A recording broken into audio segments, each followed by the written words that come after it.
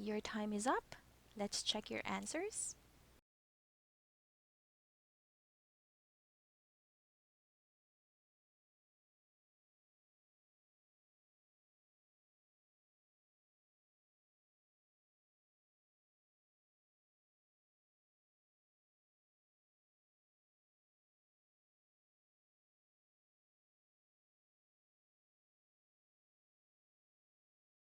How many answers did you get right? Awesome! You're on the right track now. Next, let's practice speaking by shadowing. Please read the script at the same time with the speaker. You can do this as many times as you want until you can finally be able to catch up with the speaker's speed. Tonight, as TSA passenger numbers slowly rise, airlines are changing policies. JetBlue will require all passengers to wear a mask on a plane, the first major U.S. carrier to do so. Reporters asking President Trump today whether he's considering making masks mandatory on all flights. Sounds like a good idea. To me, sounds like a very good idea.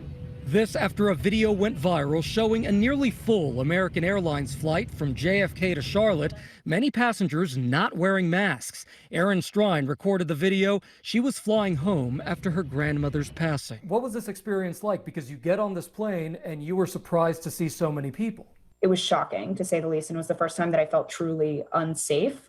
Americans saying it will block half of all main cabin middle seats and will provide passengers masks, but the passenger decides whether to wear them.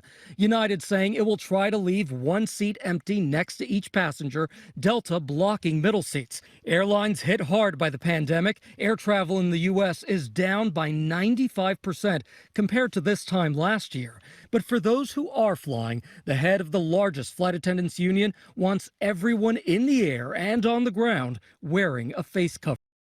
Here are some new words and their respective definitions. You can add this to your vocabulary bank and try to use them in your own sentence.